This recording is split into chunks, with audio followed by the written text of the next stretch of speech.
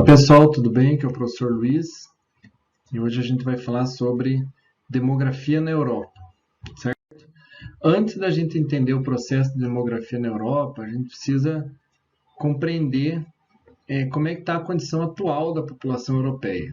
Então, a população europeia ela possui condições socioeconômicas boas, né? E isso é fruto de um longo processo histórico e de eventos que aconteceram recentemente, né? Ele apresenta a segunda maior densidade demográfica do mundo, entre todos os continentes, com uma média de aproximadamente 75 habitantes por quilômetro quadrado. Então, nós já vimos o que é densidade demográfica na última aula.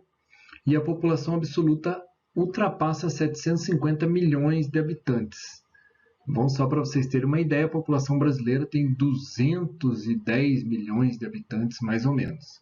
Vamos ver aqui na tabela a seguir, né? Então, a população absoluta hoje, qual é o país na Europa que mais tem gente vivendo? É a Alemanha, né? Isso com dados de 2017. A França vem em segundo lugar, então 81 milhões a Alemanha, 66 milhões a França, o Reino Unido 63 e a Itália 61 milhões. E a maior população relativa, né, a maior quantidade de habitantes por quilômetro quadrado na Europa é Mônaco, um principado com 25.969 habitantes por quilômetro quadrado. Lembrando o seguinte, né, o país não precisa ter uma população absoluta grande para ter uma densidade demográfica, uma população relativa elevada, né? Basta ter uma certa quantidade de pessoas vivendo numa área que é relativamente pequena, tá bom? É uma relação entre a área e a quantidade de gente que vive nela. Beleza? Então vamos lá. Só complementando aqui então a informação, essa questão que eu falei para vocês agora, Mônaco, Vaticano, Malta e San Marino são todos possuem todas áreas pequenas, né? E só para representar, só para exemplificar, né, como a gente não precisa ter lugares com áreas elevadas para ter uma população relativa elevada. Beleza? Continuando então, vamos ver algumas questões relacionadas à ocupação da Europa. Então, esse mapa é um mapa que trata a densidade demográfica europeia. Tá? Percebam que existem regiões que têm uma densidade demográfica mais elevada. Como é que a gente vê isso? Então, a gente vê isso observando a legenda, né? E também observando as áreas onde as cores elas estão mais claras. Então, quanto mais claro, menor é a densidade demográfica, menor é a área ocupada.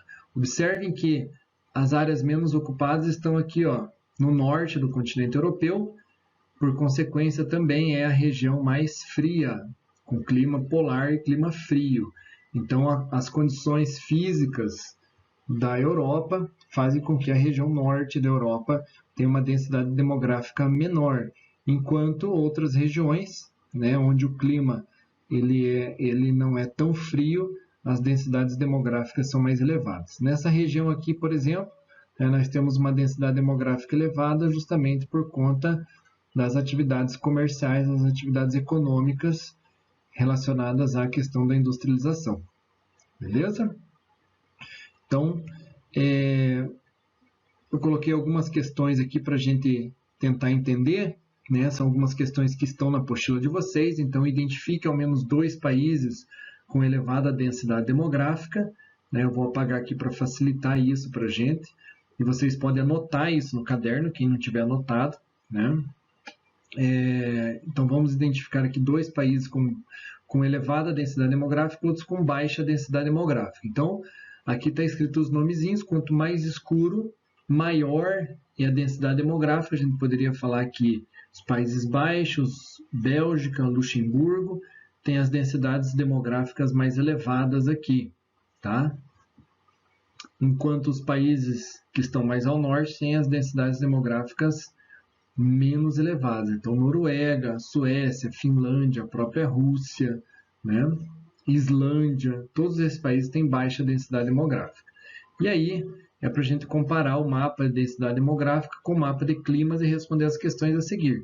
Quais são os tipos de climas predominantes nas regiões de menor densidade demográfica? Então, eu já falei para vocês isso. São os climas polares e frios. Tá? É possível afirmar que o clima é um fator que pode interferir na distribuição da população? Sim. Né? Então, quanto mais frio, mais difícil é você viver lá nessa região. E o frio é muito intenso, com temperaturas que chegam a menos 20 graus Celsius, menos 30 graus Celsius, né, facilmente durante o inverno. Ao mesmo tempo, por exemplo, saindo um pouquinho da Europa, se a gente for verificar locais com clima desértico, a gente consegue perceber que também tem baixa densidade demográfica, ou seja, pouca gente vivendo. Beleza? Vamos dar prosseguimento. E aí, vamos analisar agora um outro aspecto, né, saindo um pouco da ocupação e indo para o aspecto da expectativa de vida, que é a qualidade de vida da população europeia. Vamos perceber o seguinte, vou fazer uma linha aqui, né? Nós temos claramente aqui uma divisão no mapa da Europa, onde na Europa Ocidental, que é a Europa que antes do final da Guerra Fria era capitalista, e a Europa Oriental, que era socialista, pegando toda essa parte aqui, né, tem uma diferença de nível de desenvolvimento social. E isso a gente consegue perceber através da expectativa de vida. Vocês já viram, fazendo as pirâmides etárias, que isso é um fator que a gente consegue determinar lendo as pirâmides etárias, interpretando as pirâmides etárias. Tá? Então, eu vou ler esse texto aqui para vocês. A melhoria dos indicadores sociais fez com que gradativamente a expectativa de vida da população aumentasse. Por outro lado, isso apresenta uma consequência negativa. Observa-se na Europa, de maneira geral, uma redução das taxas de natalidade, o que resultou na redução do crescimento da população. Tá? A combinação desses fatores está diretamente ligada ao envelhecimento da população. Então, aqui a gente traz um problema que é o seguinte: na mesma medida em que a população envelhece, porque a expectativa de vida melhora, o número de jovens diminui. E isso gera um problema para a sociedade europeia relacionado à questão da previdência social. Por quê? Porque quem paga a aposentadoria é a população que está trabalhando naquele determinado momento, certo? Então, se você tem menos jovens, se você tem uma população mais idosa, você tem menos jovens, você tem menos gente contribuindo para a Previdência Social. Ao mesmo tempo que a população idosa, que é aquela que precisa da aposentadoria, está aumentando. Né? Então, ao mesmo tempo que você tem uma população jovem que diminui, você tem uma população idosa que aumenta. Tá certo? E aí, o que vem acontecendo na Europa e em alguns países no mundo, por exemplo, como o Brasil também? Né? A gente vem enfrentando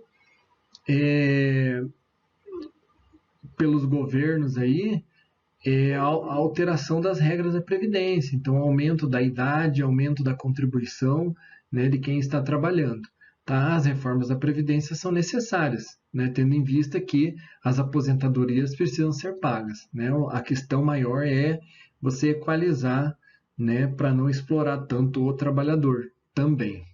Beleza? Então, esse é um aspecto importante da população europeia, que é a melhora da qualidade de vida. E aí, vamos retomar aqui as pirâmides etárias, tá certo? Para que a gente possa ir para frente e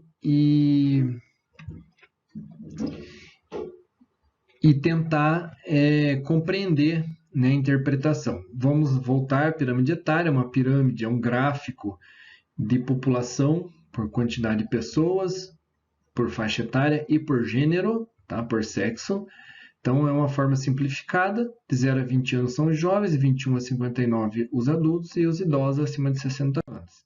Beleza? Então, aqui, retomando para vocês, a população europeia no ano 2000 e a população europeia em 2050, né? Como é que seria a evolução disso, tá certo? Então, a redução aqui, falando novamente, a redução do número de jovens, né? E o aumento do número de idosos, são as pessoas acima de 60 anos, certo? E aí aqui eu trouxe um outro gráfico de pirâmides etárias da Europa, que são as projeções de 1950, 2000 e 2050, para a gente verificar que realmente, né, a população idosa vem aumentando, enquanto a população de jovens e adultos vem diminuindo. Beleza? Bom, outra preocupação também em relação ao envelhecimento da população europeia é que, né, assim como em todos os lugares, né, a população que vive na área urbana depende do que é produzido na área rural para sobreviver, né? E o que está acontecendo na Europa? Um grande número de jovens que poderiam estar trabalhando nas áreas rurais, eles não querem, então eles estão na área urbana. E aí, o que a gente vê é que tem pouca gente interessada para as atividades voltadas ao espaço rural, tá? Mesmo em comunidades que são mais tradicionais. Isso representa um problema no futuro, em razão da falta de produtores rurais. Então, eu coloquei um gráfico aqui que também está na apostila de vocês sobre a distribuição etária dos agricultores europeus, então por idade.